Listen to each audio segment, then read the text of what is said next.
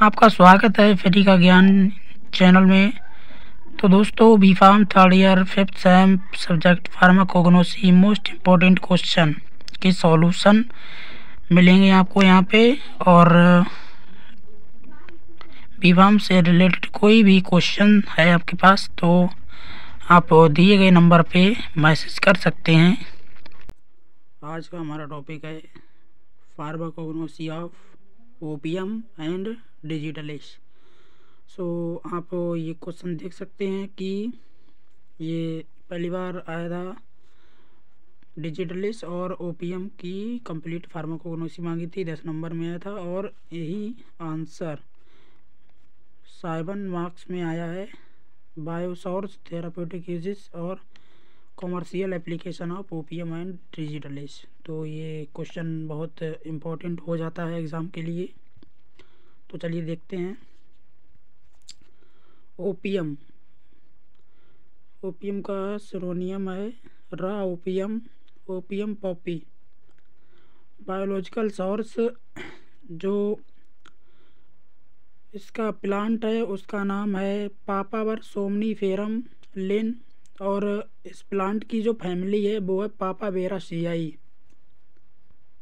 Geographical source, ये India में भी इसकी खेती होती है, पाकिस्तान, चाइना, अफ़गानिस्तान, रसिया, तुर्की एंड ईरान, ये सारे देशों में इसकी खेती की जाती है। और माइक्रोस्कोपिक कैरेक्टर है इसका जो ऑर्डर है वो स्ट्रॉन्ग कैरेक्टरिस्टिक होता है और टेस्ट इसका बिटर यानी कि कड़वा होता है। एंड केमिकल कॉन्स्टिट्यूंट, ओपियम 30 से ज़्यादा एल्केलॉइड्स को कंटेन करता है और इसमें 6 मेजर एल्केलॉइड्स होते हैं। पहला है मॉर्फिन, कोडीन, थेवाइन, नार्कोडीन, नार्सिन और पापावेराइन। तो ये 6 मेजर एल्केलॉइड्स हैं ओपियम के। थेराप्यूटिक एसिड देख लेते हैं इसके हम। जो मॉर्फिन है उसका यूज़ हिप्नोटिक्स, सेडेटिव्स और एनाल्जेसिक के रूप में किया जाता है, लेकिन जो मॉर्फिन है उसमें एडिक्शन प्रॉपर्टीज़ होती है। और जो कोडीन है ये ड्राई कफ ट्रीटमेंट के ऐसा काम करता है, सूखी खांसी।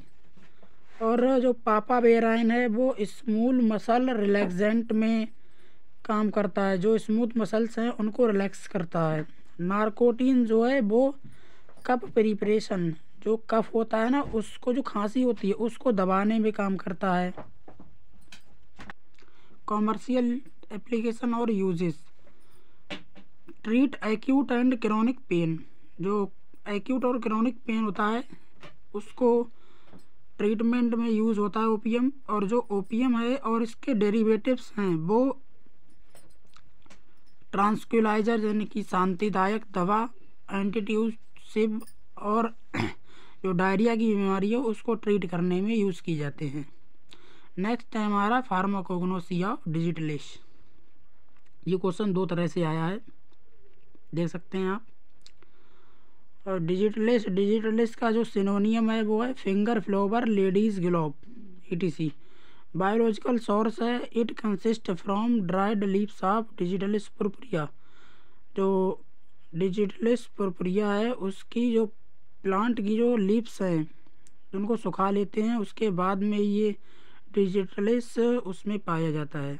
और केमिकल क्लास है इसका cardiac glycoside. Chemical constituent, digital leaves contain 0.2 to 0.45% of both primary and secondary glycosides. जो डिजिटलिस की लीव्स हैं उसमें 0.2 से 0.45% दोनों प्राइमरी और सेकेंडरी ग्लाइकोसाइड्स पाए जाते हैं। Purpurea glycosides A and be present in fresh leaves.